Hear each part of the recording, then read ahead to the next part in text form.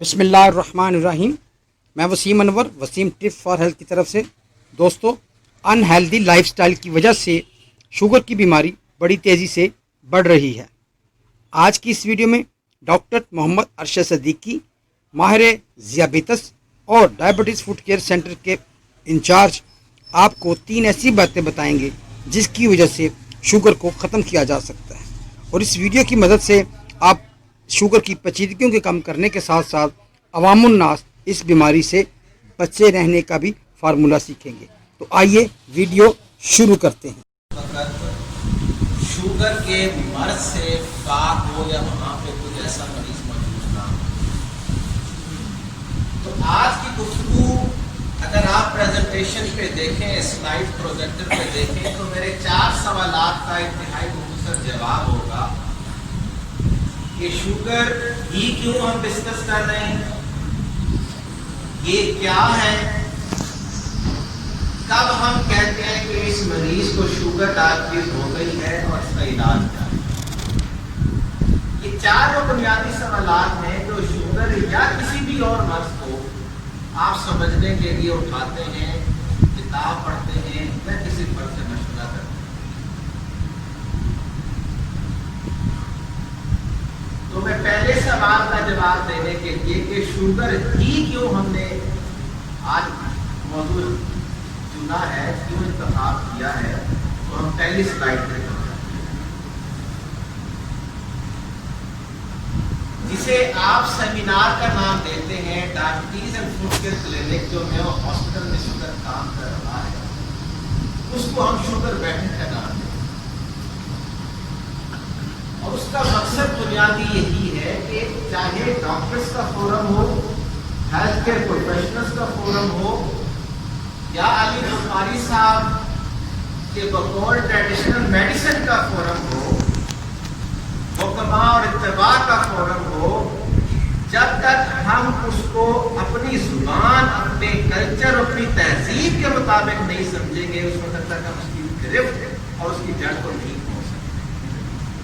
اور یہ وہی پیغام ہے جو حکیم محمد سعید صاحب لے کر چلے تھے، اور آج اس ادارے کی بنیاد بھی رکھی انہوں نے، اور اس ادارے کا ایک تسلسل، ایک روایت، ایک تاریخ کا حصہ بنے جا رہے ہیں۔ تو اس پروگرام کو ہم شوگر کلینک میں داخل ہوتا ہے تو ایک بنیادی سوال جو ہمارے سامنے کھڑا ہوتا ہے کہ یہ بھی ایسی بیماری ہے جسے ہم انفیکشس ڈیزیز کہتے ہیں، کہ ایک فرد سے دوسرے فرد کو منتقل ہو سکتی ہے، یا یہ ایسی مرض ہے کہ ایک مریض سے دوسرے میں تو منتقل نہیں ہو سکتا، لیکن اس کے کچھ اور ایسے عوامل ہیں کہ جن کا احتیاط نہ کی جائے تو یہ مرض بڑھ سکتا ہے، یہ ڈیولپ ہو سکتا ہے۔ آج کووڈ کا دور ہے، کورونا کا بہت شعلہ ہے، اس کی مصیبت ہمارے گلی محلے میں پھیلی ہوئی ہے۔ تو آپ سب جانتے ہیں کہ کووڈ-19 یا کورونا وائرس کس انداز سے پھیلتا ہے۔ ایسا مرض جو سانس کے ذریعے یا آپ کے ساتھ بیٹھنے سے، بات کرنے سے، کھانے پینے سے پھیلتا ہو، اسے ہم کہتے ہیں کمیونیکیبل ڈیزیز، متعدی امراض۔ لیکن ایسا مرض جو ساتھ بیٹھنے سے، کھانسی کرنے سے، کھانے پینے سے، ایک چار دیواری، ایک چھت کے نیچے رہنے سے نہ پھیلتا ہو، اسے ہم کہتے ہیں غیر متعدی یا نان کمیونیکیبل ڈیزیز۔ یاد رہے کہ شوگر ڈائبٹیز ایک نان کمیونیکیبل ڈیزیز ہے، ایک کمیونیکیبل ڈیزیز۔ لینسٹ کی سلائیڈ سے آپ کے سامنے موجود ہے۔ لینسٹ ایک سائنٹیفک انٹرنیشنل جرنل ہے، اور اس کی حیثیت ہمارے میڈیکل لٹریچر میں سند اور اتھینٹسٹی کے حوالے سے وہی ہے جو قرآن کے بعد صحیح بخاری کو حاصل ہے۔ صحیح بخاری کی کوئی حدیث آپ کے سامنے آتی ہے، ہم اس کو آنکھ بند کر کے تسلیم کرتے ہیں، وہی حیثیت میڈیکل لٹریچر میں، طب کے دور میں، آج سائنس کے دور میں اس لینسٹ جرنل کو حاصل ہے، جو کہ ہم سمجھنے کے لیے سب کہہ سکتے ہیں کہ صحیح بخاری کو حاصل ہے۔ اب 2018 میں اس کی ایک نان کمیونیکیبل ڈیزیز کے حوالے سے رپورٹ شائع ہوئی اور اس نے یہ دعویٰ کیا کہ اس وقت کچھ ایسی عادتیں ہیں، ایسی کچھ بیہیویئر ہیں، ایٹیٹیوڈ ہیں ہمارے کہ جو نان کمیونیکیبل ڈیزیز کو بہت تیزی کے ساتھ بڑھا رہے ہیں۔ ان کی شرح کسی ایک گلی محلے بستی شہر ملک سے ہوتے ہوئے پوری دنیا میں آپ کی طرح پھیل رہی ہے، اور ان نان کمیونیکیبل ڈیزیز میں سر فہرست اس وقت ڈائبٹیز اور شوگر۔ اور یاد رہے کہ کسی وائرس سے، کسی بیکٹیریا سے، کسی فنگائی سے، کسی آرگنزم سے نہیں پھیل رہی۔ Certain behaviors which are leading to the alarming rise in non-communicable diseases, of which diabetes is the leading disorder. وہ عوامل کیا ہیں، وہ عادتیں کیا ہیں، وہ لائف سٹائل کیا ہے، یہ ہم انشاءاللہ آج اسی محفل اسی بیٹھک میں ڈسکس کریں گے۔ اور یاد رہے کہ ڈائبٹیز میلائٹس کو ہم دوسرا نام کہتے ہیں لائف سٹائل ریلیٹڈ ڈس آرڈر، کہ اس کا تعلق کسی وائرس، کسی بیکٹیریا، کسی فنگائی پھپھوندی سے نہیں ہے، اس کا تعلق ہمارے اپنی روزمرہ کے معمول لائف سٹائل اور اس عادت سے ہے جو کہ ہم بڑی تیزی کے ساتھ ایک خاص انداز سے جس کا شکار ہوتے چلے جا رہے ہیں۔ یہ دیکھیے ورلڈ ہیلتھ آرگنائزیشن، جس کا مختصر تعارف حکیم اس سے پہلے حکیم صاحب نے کروایا۔ 2015 کی یہ سلائیڈ میں آپ کو دکھا رہا ہوں۔ ایک دور تھا کہ اس دنیا میں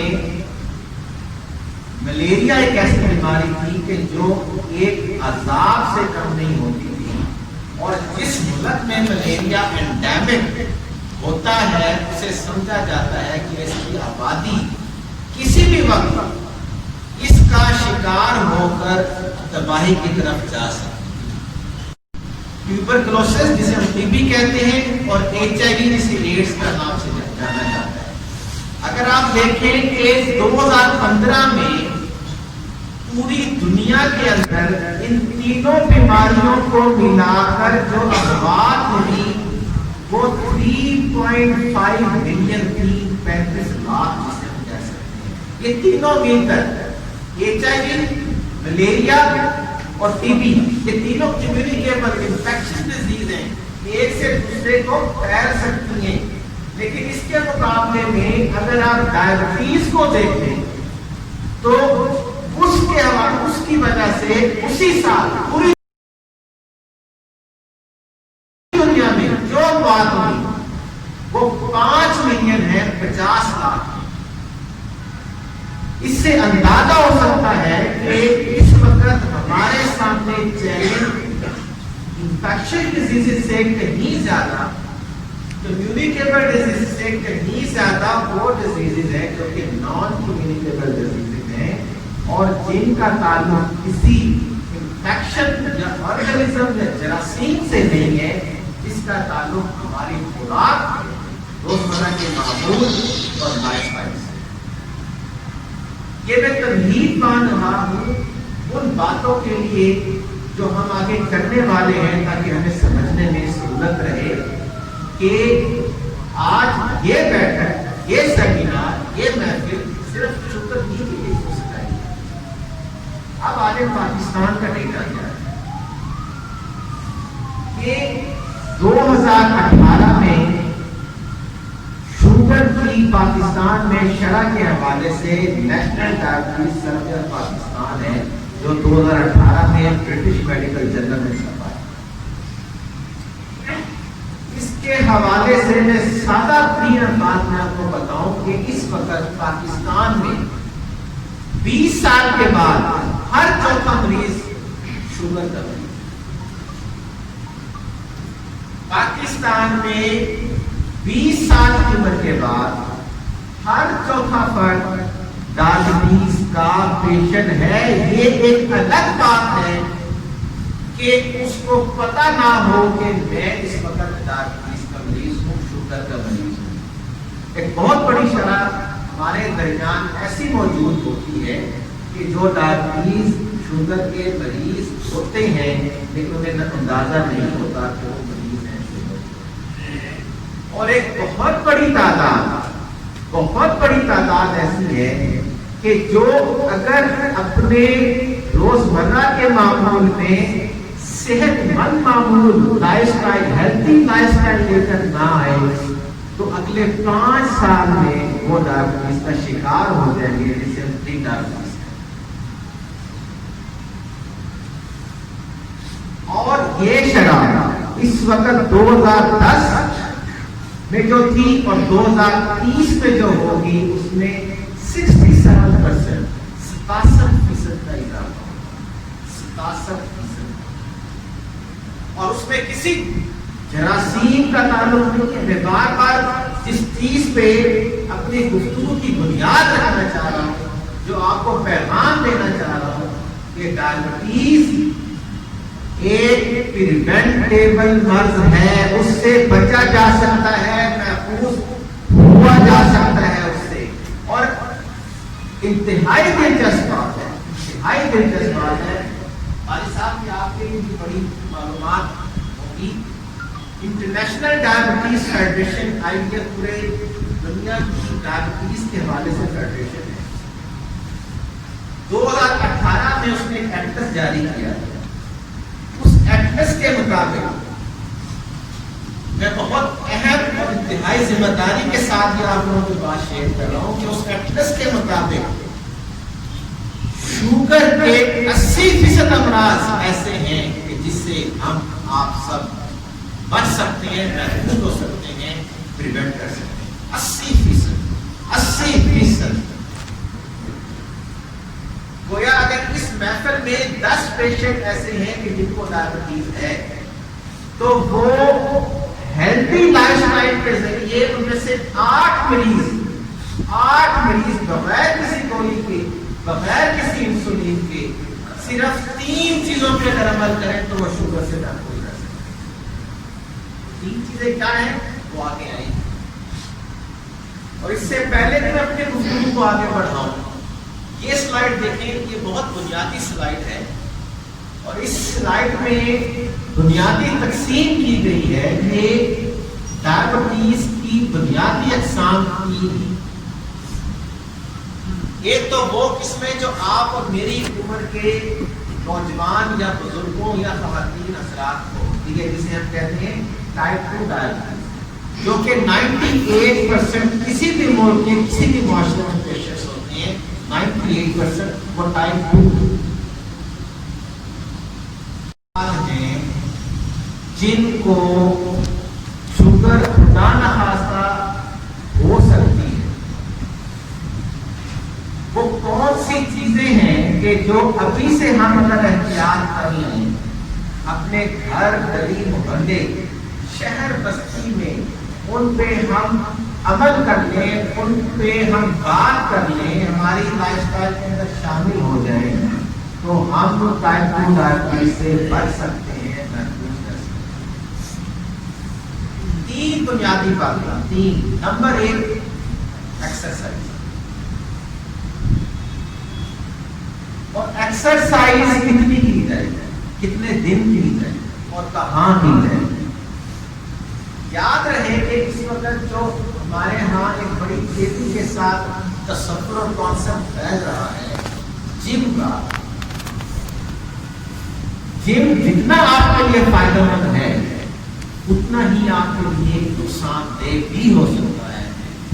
ایکسرسائز کی جب بات ہوتی ہے تو ایکسرسائز سے مراد ہم وہ لیتے ہیں جسے ہم ایروبک ایکسرسائز کہتے ہیں, جو کھلے میدان میں تازہ ہوا کے ساتھ کی جاتی ہے. ہفتے میں 5 دن اور کم از کم 30 منٹ, اور اس انداز سے کی جائے کہ آپ کے ہارٹ ریٹ, دل دھڑکنے کی شرح بھی بڑھے, اور اگر اس وقت آپ بلڈ پریشر بھی اپنا چیک کریں تو آپ کا بلڈ پریشر بھی بڑھے. اس کو ہم کہتے ہیں ایروبک ایکسرسائز. اور جب ایکسرسائز کی بات کرتے ہیں تو ہفتے میں 5 دن اور ایک وقت میں کم از کم 30 منٹ ہونے چاہیے. یہ ہے ایکسرسائز ورزش کی تعریف. یاد رہے کہ پیشنٹ آپ کے پاس جب آتا ہے اور بالخصوص خواتین جب آتی ہیں تو وہ کہتی ہیں ڈاکٹر صاحب میں تو کار بہنتی نہیں سارا دن میں بچے پیچھے پیچھے مدر ہونی ہوں کچن تو میں فرصت ہی نہیں ملتی. وہ ایکسرسائز میں شامل نہیں,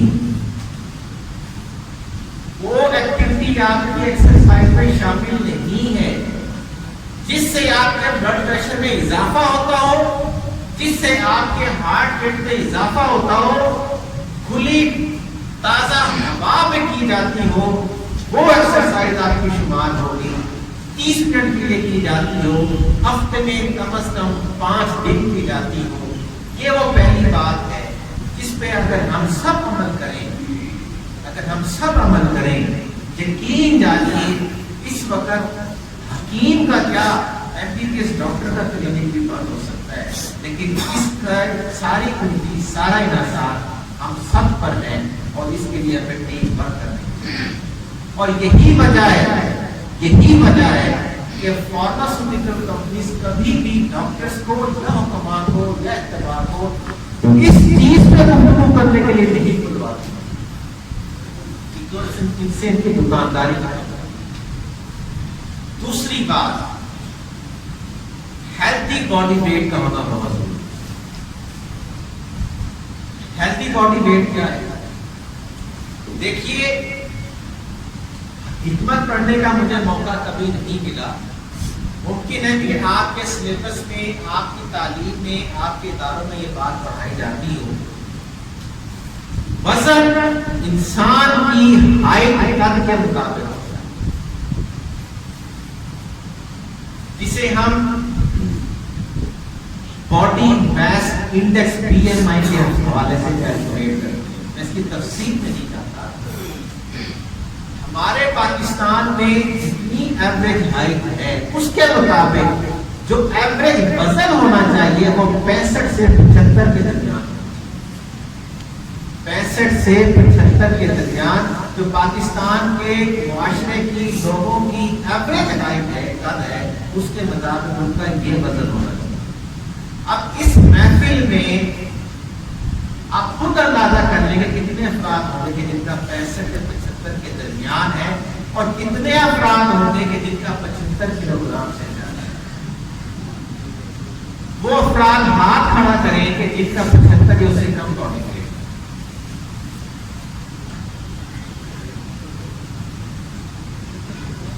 آپ کا کتنا ہے بزرگوں؟ 70 نہیں سر, کتنا؟ اس وقت 52. آپ کا کیش گرام بال بلوچ.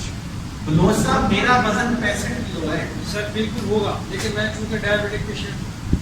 اچھا چلیں یس باس. مان لیتے ہیں. آپ کا وزن کتنا ہے؟ آپ نے بھی ہاتھ کھڑا کیا تھا, یہ جو یہ چیز تھا 72. آپ نے بہت سی بیماریوں کو خود سے بتا. تیسری چیز ہیلتھی ڈائٹ. ہیلتھی ڈائٹ اس کے لیے پوری ایک نشست چاہیے. میں انتہائی اختصار کے ساتھ بات کرتا ہوں. ایک دور تھا دیسی گھی خالص استعمال ہوا کرتا تھا, گاؤں کے اندر, شہروں کے اندر بھی دستیاب تھا. وہ دیسی گھی اگر آج بھی آپ کو صحت مند انداز سے ملتا ہے, اس جیسی متبادل کوئی چیز نہیں, نہ ہی کوئی آئل, نہ کوئی پاؤڈر. فیٹس, کاربوہائیڈریٹس, پروٹین, یہ 3 اجزاء ہیں خوراک کے. ان کا توازن رکھنا ایک صحت مند غذا کی بنیاد رکھتا ہے. اس وقت جتنی بھی فاسٹ فوڈ, کنوینئنس فوڈ, جتنی بھی چینز ہیں, ان سب کو آپ کو خدا حافظ کہنا ہوگا. روح افزا اس ادارے کی جان, اس ادارے کی پہچان ہوا کرتی تھی. آج اس کی جگہ ہم جانتے ہیں پیپسی نے لی ہے, کوک نے لی ہے, برنٹا نے لی ہے. جامع شری کا استعمال کیجئے, روح افزا کا استعمال کیجئے, لسی کا استعمال کیجئے, ستو کا استعمال کیجئے. خدارا مشرقی تہذیب کے جو اجزاء ہیں آج بھی وہ اتنے ہی صحت مند, کارگر اور فائدہ مند ہیں جتنے آج سے 100 سال پہلے تھے. صحت مند غذا کا بنیادی تصور یہی ہے کہ آپ اس وقت بیکری پروڈکٹس، فاسٹ فوڈ اور سافٹ ڈرنک کے نام پہ جو چیز لے رہے ہیں وہ سب کی سب آپ کی صحت کے لیے. اور یاد رہے کہ صحت اگلی نسلوں کو ہی منتقل ہونی ہے. وہ زہر قاتل ہے، وہ انتہائی مضر ہے، وہ انتہائی ڈینجرس.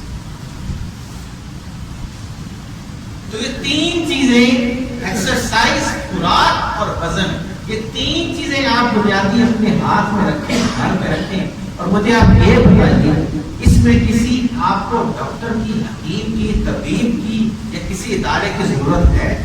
کیا ایک گھر کا نگران، ذمہ دار، سربراہ، ایک گھر کی ماں، کیا یہ تین چیزیں گھر کے ماں باپ مل کے اس گھر کو فراہم نہیں کر سکتے؟ کیا یہ چیزیں گلی محلے کے افراد مل کے فراہم نہیں کر سکتے؟ کیا اس کے لیے واقعتاً کسی میو ہاسپٹل کے ڈاکٹر کی ضرورت آپ کو پیش آئے گی؟ یہی وجہ ہے کہ اگر ان تین چیزوں پہ آپ بنیادی طور پہ عمل کریں، جو کہ اس وقت کی میسج ہے میرا، تو آپ 80% افراد شوگر کے مرض کو ہمیشہ کے لیے خدا حافظ کہہ سکتے ہیں. علی بخاری صاحب نے اپنے گفتگو میں کہا تھا کہ اس کا اگرچہ علاج ممکن نہیں لیکن اس میں کنٹرول کیا جا سکتا ہے. میں انتہائی معذرت کے ساتھ کہتا ہوں کہ اس کا علاج تو کیا، کنٹرول تو کیا، اس کا تدارک، اس کا خاتمہ بھی ممکن ہے اگر آپ میں آج متوجہ کر لیں کہ اپنے تین چیزوں کو اپنے کنٹرول میں اور اپنی اوقات کے اندر. یہ تین بنیادی، اور جو یہ تین چیزیں اختیار نہیں کرتے لائف سٹائل میں، وہی رسک پر ہیں، جن کو diabetes, heart disease, hyper tension, cholesterol کے پرابلمس اور نہ جانے ان سے وابستہ کتنی کمپلیکیشنز آ سکتی ہیں. Next slide. شوگر کب کہنا ہے کسی فرد کو شوگر؟ انتہائی سادہ سی بات ہے. تین قسم کی چیزیں ہیں. ایک فاسٹنگ میں بلڈ شوگر کروائیں. فاسٹنگ سے مراد یہ ہے پچھلے 8 گھنٹے میں سوائے پانی کے کچھ نہ لیا ہو. اگر 126 ملی گرام سے زیادہ ہے تو وہ شوگر ہے. اور اگر آپ رینڈم کروائیں، کسی بھی وقت کروائیں، 200 یا 200 سے زیادہ ہے تو وہ شوگر ہے. اور تیسری ایک چیز جو موجود ہے، اگرچہ وہ ایکسپینسو ٹیسٹ ہے، ہیموگلوبن A1C، پچھلے 3 مہینے کا ریکارڈ ہمیں بتا دیتا ہے. 5.7 سے لے کے 6.4 تک یہ نارمل ہے، پری ڈائبٹیز ہے. 6.4 یا سے زیادہ ہے وہ ڈائبٹیز. تو یہ 3 بنیادی پیرامیٹرز ہیں کہ آپ کب اس فرد کو شوگر پہ پیشنٹ لیبل کر سکتے ہیں. Next slide please. علاج کیا ہے؟ یاد رہے کہ وہ 3 بنیادی چیزیں اس کا بنیادی علاج تدارک ہے. اس کے بعد کوئی فرد نہیں کر پاتا تو اس کا علاج کیا ہے؟ 2 ہی بنیادی چیزیں ہیں. ایک گولیاں ہیں، ٹیبلٹس، اور ایک انسولین. انسولین میں نے پہلے آپ کو آغاز میں گفتگو میں شیئر کی تھی کہ انسولین ٹائپ 1 ڈائبٹیز کا واحد اور صرف وہی علاج ہے جو کہ 1 to 2% سے زیادہ پیشنٹس ہیں. ٹائپ 2 ڈائبٹیز کی بات کریں تو 3 بنیادی چیزوں کے بعد گولیوں کی ایک بے شمار تعداد اور اقسام ہیں جو کہ اس وقت مارکیٹ میں اویلیبل ہے. اگر آپ خواہش مند ہیں کہ اپنی حکمت اور اپنی طبیب کے کلینک کے ساتھ کوئی گولی کا اضافہ کرنا چاہ رہے ہیں، سب سے سیف گولی، سب سے محفوظ گولی، سب سے سستی گولی جس کو آپ مریض کو شروع کروا سکتے ہیں وہ گلوکوفین ہے، 500 ملی گرام ناشتے کے بعد. لیکن یاد رہے کہ جن افراد کے گردوں یا جگر کا مسئلہ ہو، ان 2 افراد کو چھوڑ دیں، ان 2 قسم کے مریضوں کو چھوڑ دیں. آپ گلوکوفین 500 ملی گرام سکون سے شروع کروا سکتے. سب سے سستی گولی، سب سے آسان گولی، سب سے محفوظ. اس کے علاوہ اور کیا کیا استعمال کر سکتے ہیں؟ ڈیفینیٹلی وہ اس نشست، اس بیٹھک डाइजेस्ट से बहुत आगे बढ़ गई। Next slide, complications. शुगर की वजह से कॉम्प्लिकेशंस पे कितने क्या जा सकते। याद रहे कि सर के बाल से लेके पांव के नाखून तक कोई चीज ऐसी नहीं है जो शुगर डिस्टर्ब ना करती है, इससे शुगर कॉम्प्लिकेट ना करती। फालिज, दकवा, बिनाई, दिल, जिगर, गुर्दे के मसाइल। और जिस चीज पे मैं ज्यादा फोकस करूंगा, पाँव, जिस पे हम डॉक्टर भी अपने क्लिनिक पर फोकस नहीं करते। चेहरे और ब्लड प्रेशर के बाद पेशेंट को गुफ्तगू करके नुस्खा कमा के उसे भेज देते हैं और पाँव कोई नहीं देखता, पाँव कोई नहीं देखता। याद रहे कि जिस अंदाज से आप अपने चेहरे की केयर करते हैं, दोबारा उसी अंदाज से अपने पाँव की भी केयर करें। क्यों, मैं आपको बताता हूँ। Next slide please. 2009 में डेटा क्या था कि हर 30 सेकंड के बाद दुनिया में किसी कोने में, किसी खित्ते में, किसी अस्पताल में हर 30 सेकंड के बाद कोई ना कोई टांग कटती है। एक्सीडेंट से नहीं, लड़ाई झगड़े या गंडासे से नहीं, शुगर की इंफेक्शन से, अल्सर से, उसकी कॉम्प्लिकेशन की वजह से। ये 2009 में ये शुमारियात थी, ये डेटा था। और आज 2015 का आप देखें, यही हर 30 सेकंड के बाद, हर 30 सेकंड हो गया।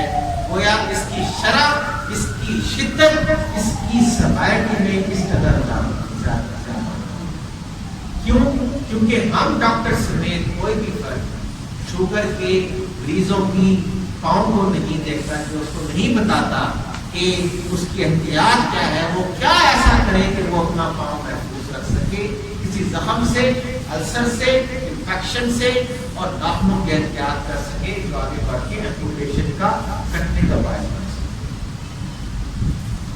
ये दूसरी स्लाइड।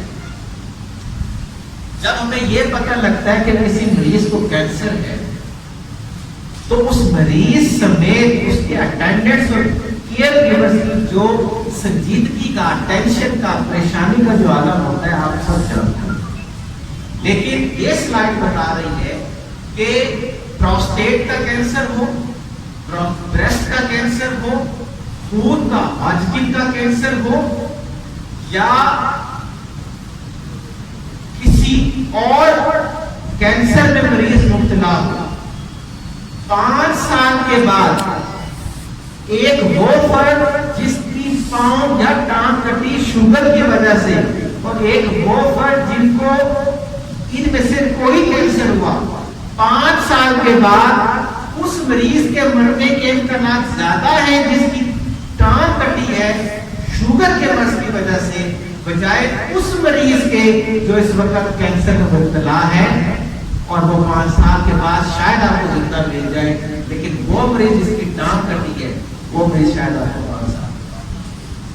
इससे आप ये अंदाजा कर सकते हैं कि शुगर की कॉम्प्लिकेशन से, शुगर बचाते खुद और बिलखसूस इसके पाँव के मराज किस कदर भयानक, खतरनाक और हमारी नजरों से किस कदर ओझल है। नेक्स्ट स्लाइड करें प्लीज।